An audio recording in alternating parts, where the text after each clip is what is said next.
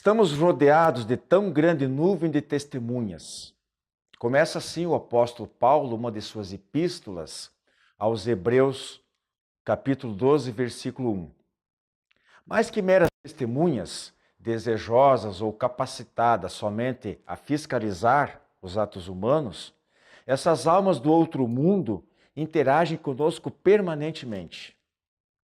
O fato de não nos apercebermos disso, de nossos sentidos físicos não registrarem as suas presenças, de não identificarmos objetivamente os seus pensamentos e intenções, não significa que elas não exerçam a sua influência sobre as nossas posturas, decisões e ações. Essas almas, estão aí o tempo todo. E dependendo do que nós pensamos e desejamos, da qualidade dos nossos sentimentos e das nossas emoções, e da concretização disso tudo em conduta e atos, seremos afetados para o bem ou para o mal, conforme as inclinações pessoais de cada um. Contatos mais diretos ou ostensivos com esses seres da outra dimensão da vida, nós denominamos de mediunidade. Mas acontece que essa comunicação entre encarnados e desencarnados, ela acontece, se dá em graus ou níveis diferentes. Alguns deles de uma forma muito sutil. Um exemplo são as chamadas inspirações, uma variedade das intenções, das intuições, perdão, e é o tema que nós vamos examinar agora no tema livre de hoje. Às vezes essas inspirações, elas emergem da bagagem intelectual do indivíduo, de suas reminiscências de vidas passadas. Porém, em muitas outras, os chamados insights, nas criações artísticas, nos descobrimentos, nas invenções, ou mesmo na solução de simples problemas do dia a dia, elas provêm de espíritos desencarnados que assopram a sua mensagem para nós encarnados. É interessante, é curioso, vale a pena acompanhar com muita atenção o nosso programa de hoje. Bem-estar geral a vocês e que acompanhem o nosso Diálogo Espírita.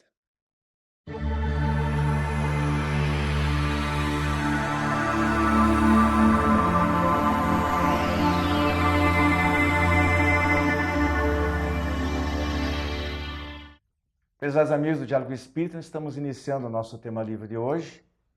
Mais uma vez aqui na companhia do Joilson Mendes e da Rose Heidmann. Nós vamos falar aqui sobre a inspiração espiritual na criação artística, que é justamente o título deste livro, da autora Cristina da Costa Pereira. Mas nós vamos nos guiar aqui, não só por esta obra, mas por algumas outras, incluindo obras póstumas de O Livro dos Médiuns, de Kardec, e No Invisível, de Leon Denis. E o que nós aprendemos nestas obras, e em depoimentos pessoais de muitos artistas, é que muitas obras literárias, músicas, as artes plásticas, como por exemplo a pintura, são criações conjuntas, de um trabalho dos encarnados e secundados, digamos assim, muitas vezes por espíritos desencarnados. Daí porque, para nosso pontapé inicial, eu vou fazer a leitura aqui do item 183 do Livro dos Médiuns, que é muito interessante. A certa altura, eles nos dizem: todos os homens de gênio, artistas, sábios, literatos, são sem dúvida espíritos adiantados, capazes de conhecer grandes coisas e de trazê-las em si mesmos. Ora, é precisamente por julgá-los capazes que os espíritos, quando querem realizar certos trabalhos, lhes sugerem as ideias necessárias. E é assim que eles são, na maioria das vezes, médiums sem o saberem. Eles têm, não obstante, uma vaga intuição de serem assistidos, pois aquele que apela à inspiração faz uma evocação. Se não esperasse ser ouvido, por que haveria de clamar com tanta frequência? Meu bom gênio, venha ajudar-me. Essa é a introdução, mas daí tem umas perguntinhas curtinhas aqui que precisam ser mencionadas também. Pergunta Kardec, né, aos espíritos, qual a causa primeira da inspiração? A comunicação mental dos espíritos, ou do espírito. Outra pergunta, a inspiração não se destina apenas a grandes realizações? E eles disseram, não, ela se relaciona quase sempre com as mais comuns circunstâncias da vida. Por exemplo, queres ir a algum lugar e uma voz secreta te diz que não, porque corres perigo. Ou ainda essa voz te sugere fazer uma coisa em que não pensavas. Isso é inspiração. Há bem poucas pessoas que não tenham sido inspirados em diversas ocasiões. Um escritor, um pintor, um músico, por exemplo, é a pergunta seguinte e última. Nos momentos de inspiração poderiam ser considerados médiums? Sim, pois nesses momentos tem a alma mais livre e como que separada da matéria, que então recobra em parte as suas faculdades de espírito e recebe mais facilmente as comunicações dos espíritos que a inspiram. Com a palavra, vocês. A Rose. A Rose? Mulheres primeiro, vocês são tão gentis. O que nós poderíamos dizer, não é, sobre a inspiração especificamente, né? Que é o nosso primeiro tópico. Nós somos espírito. Como dizia Pierre Chardin, temporariamente, né? Vivendo num corpo físico. Mas somos um psiquismo, uma alma, um espírito que pensa. E como espírito, nós temos capacidade de acessar os nossos próprios conhecimentos, nossa própria experiência da nossa vida espiritual, que normalmente é abafada por estarmos presos a um corpo carnal que está noutra dimensão vibratória mais densa. Então, quando nós buscamos a inspiração, nós nos concentramos, aprofundamos o nosso pensamento, a nossa reflexão, e ao mesmo tempo, amortecendo, né, a nossa atividade física, nossa alma como que se liberta parcialmente. E nós recobramos, às vezes, um pensamento mais veloz, mais capaz de acessar outras mentes ou conhecimentos anteriores, que vem se somar àqueles nossos interesses daquele momento, que nos levaram a essa busca da inspiração. Como é que a gente tem prova disso? Todos nós fazemos isso sem sentir. Muitas vezes nós precisamos escrever um pequeno texto, uma redação, mesmo profissional, e você se concentra ali e não sai. Daí você relaxa, pensa, as ideias vêm, você pensa rapidamente, vem um todo, como se fosse um bloco, né, da solução. Quando você se propõe a escrever aquele texto, parece que você perde um pouquinho o fio da meada. Às vezes você tem que retomar aquele estado de liberdade espiritual para você recuperar a totalidade da informação. Nós fazemos isso naturalmente. Então, todos nós, ao buscarmos aurir na nossa própria experiência espiritual e nas outras mentes, os espíritos que estão na mesma faixa vibratória a qual nós acessamos quando nos concentramos, quando buscamos ideias a respeito de um tópico, bom ou mal, né? Nós estamos nos inspirando e trazendo esses conhecimentos, capturando com o nosso próprio espírito. Kardec, de forma genérica, trata isso como uma espécie de mediunidade. Nós vemos alguns autores que dizem que isso é mais um animismo, quer dizer, uma capacidade da própria alma se expandir e buscar na sua vida espiritual os conhecimentos que vão auxiliá-la.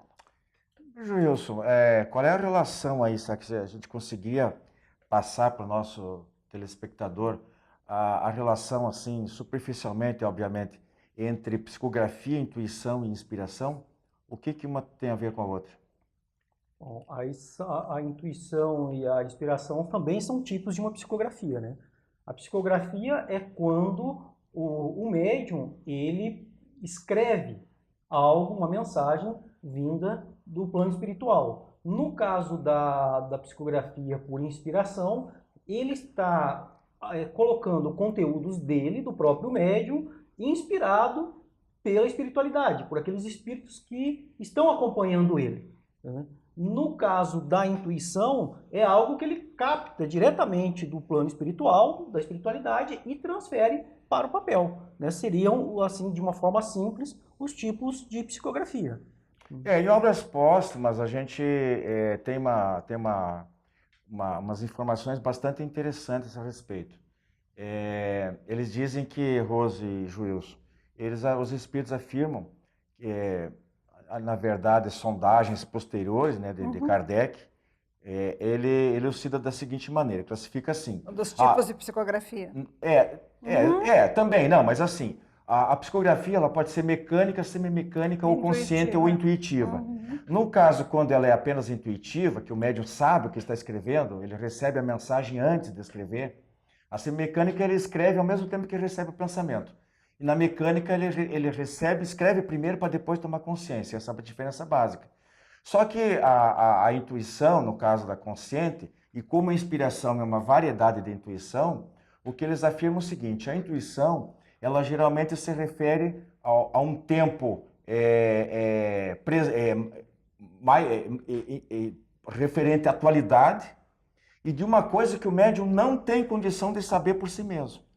Enquanto que a inspiração vem de reforço às condições, aquilo que o médium já conhece. Então, por exemplo, um músico, um pintor ou mesmo um escritor, um poeta, ele tem que ter já o fundamento dessa arte. Ele tem que conhecer a arte. E daí um espírito com aquela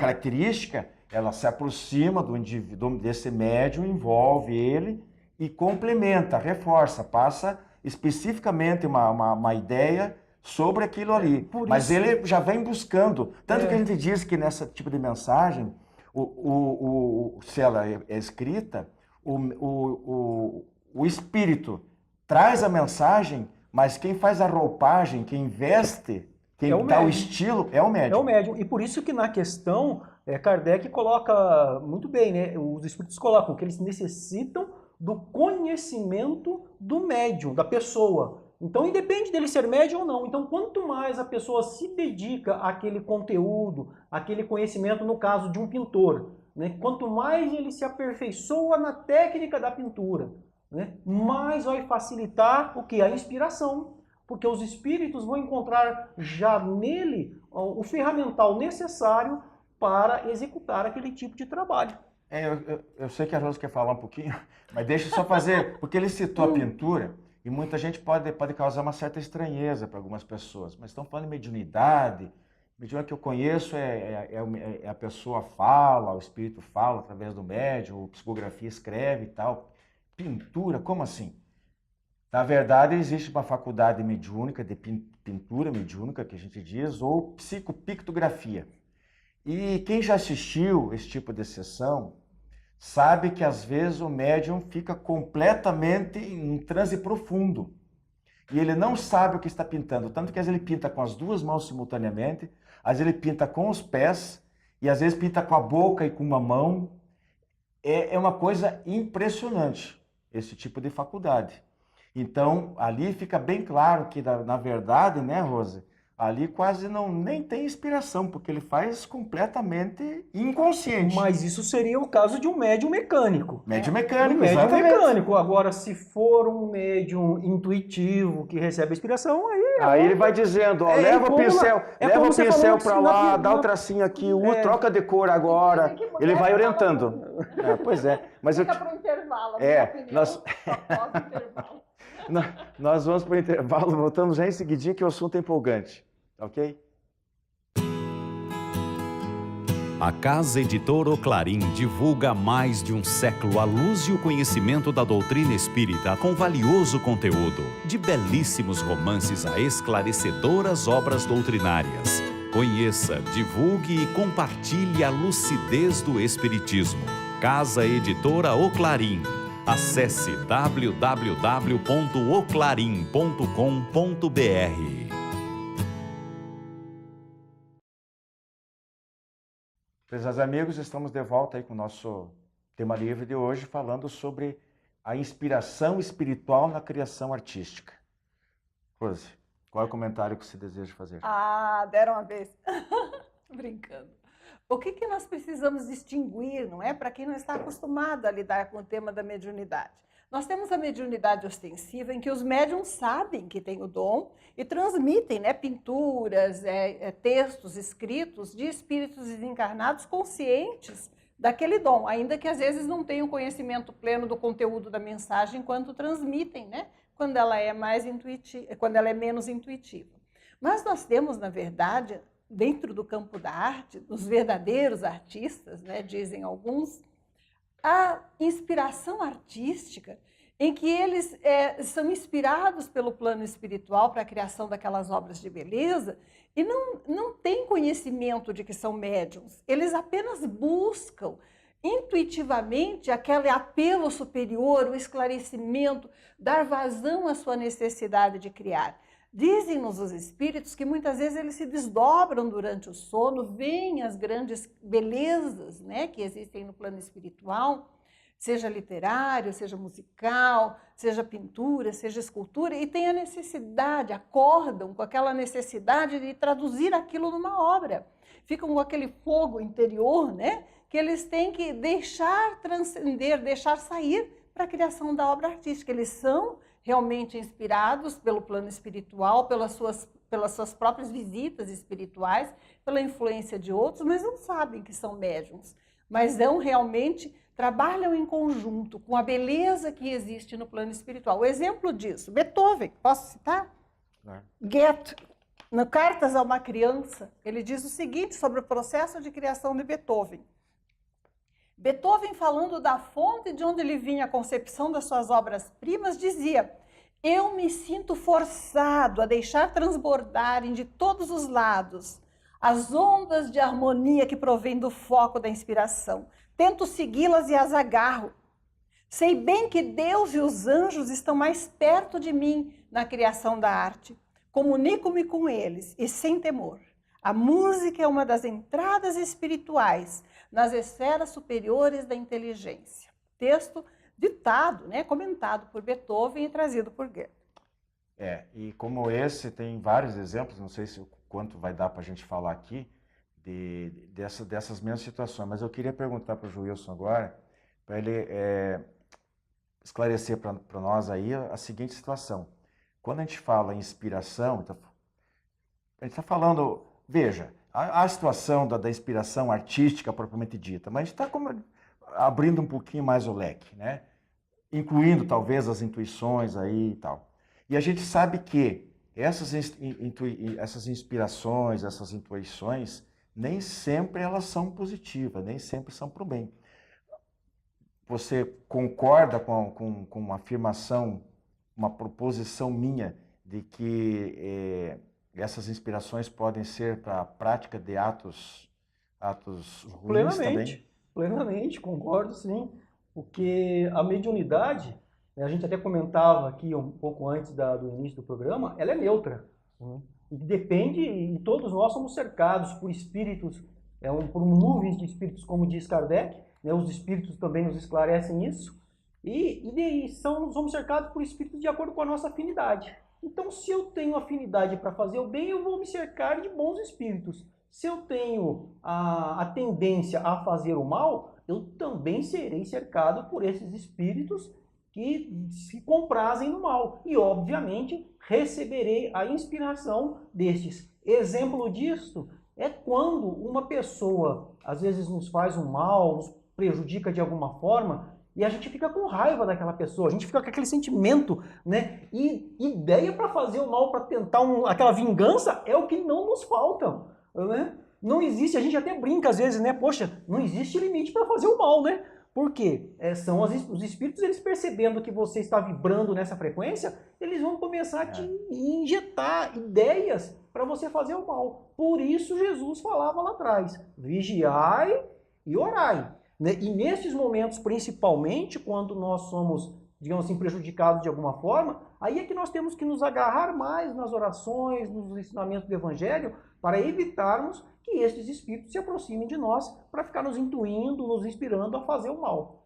Preste Pai Nosso já diz, né? Não nos deixeis cairmos em tentações. Exatamente. De praticar o mal. Né? Correto. Agora, Rose, antes dos exemplos, eu sei que você também tem um ali, a gente tem que reservar um tempinho, mas essa situação da inspiração em relação à Gênesis. Então, haveria duas situações diferentes. Uma em que um espírito se aproxima do artista, ou para trazer uma intuição sobre qualquer outro assunto, uma solução de um problema do cotidiano, né? Uma invenção. Os inventores, não é só no aspecto de produção de arte, né? Até uma solução. Exatamente, ele se aproxima do indivíduo e inspira, faça assim, faça aquilo, daquele jeito e tal. E há uma outra situação em que o indivíduo se coloca na defensiva, relaxa, faz uma prece, e aí ele entra em contato com as esferas superiores, com corrente de pensamento. Eu gostaria que você explicasse um pouquinho essa mecânica. É praticamente, né, uma continuação do que nós estávamos falando. Nós somos espíritos, pensamos como espíritos. O fato de estarmos ligados a um corpo físico não nos tira as capacidades e as habilidades da alma.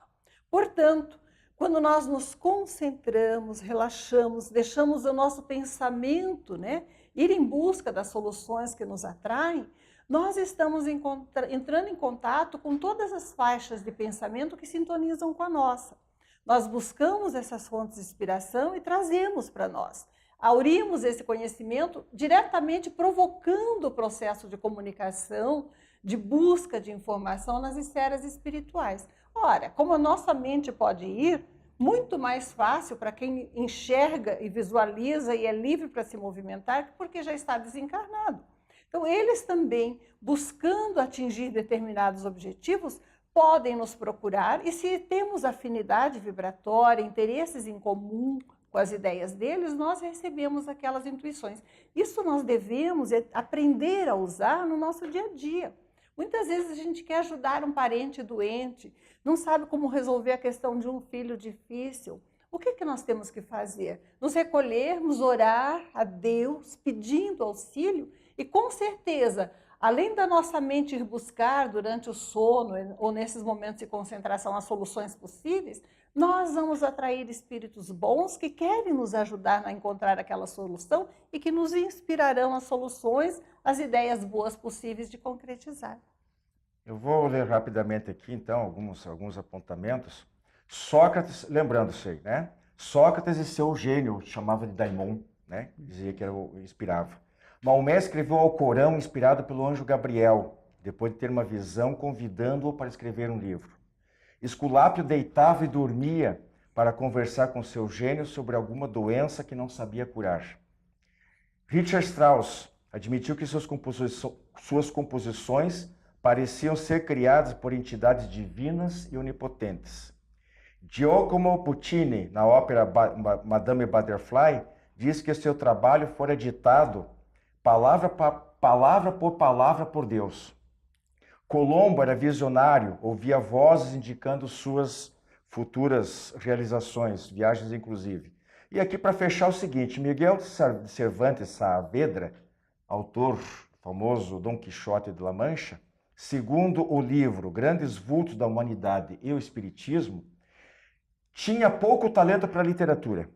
Aproximadamente 40 peças fracassaram. Os dramas eram piores do que as poesias.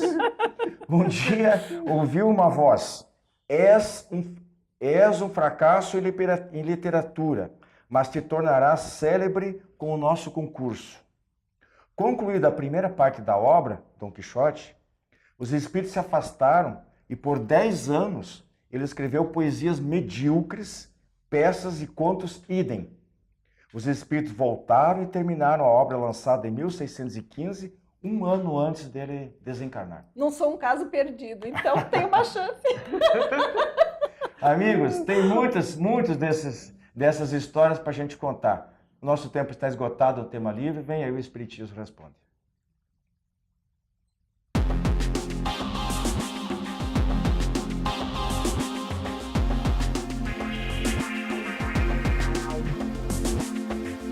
Prezados amigos, quadro O Espiritismo Responde de hoje estamos com a seguinte questão.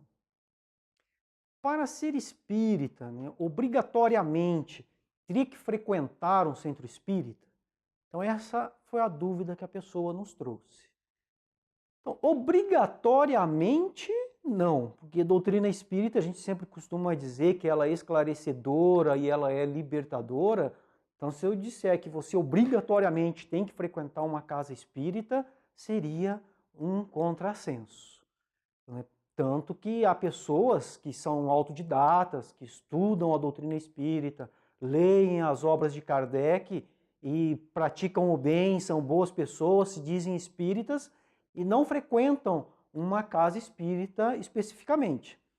Mas, e aí como diria um amigo meu, né, o mas é uma conjunção atrapalhativa, mas nesse caso não, né? Nesse caso ela vem ajudar, mas seria muito interessante se você participasse sim de uma casa espírita.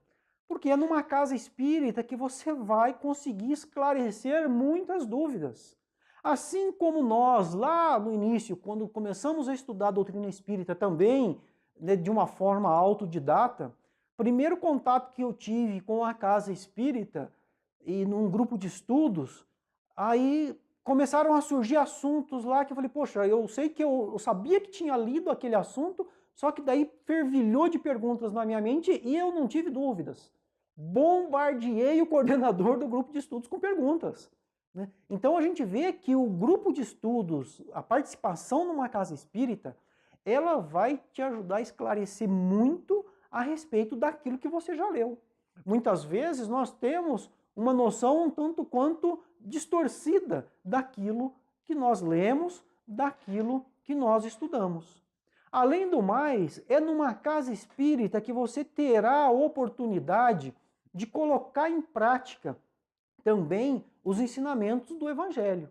Porque ali você vai estar convivendo com pessoas, você vai ter a oportunidade, assim, me permitam até utilizar uma metáfora, né, de pedreiro, né, de usar um cinzel e um maço e lapidar, aparar suas arestas, né, de se lapidar. Por quê? Você vai se deparar com pessoas com opiniões diferentes, com pensamentos diferentes.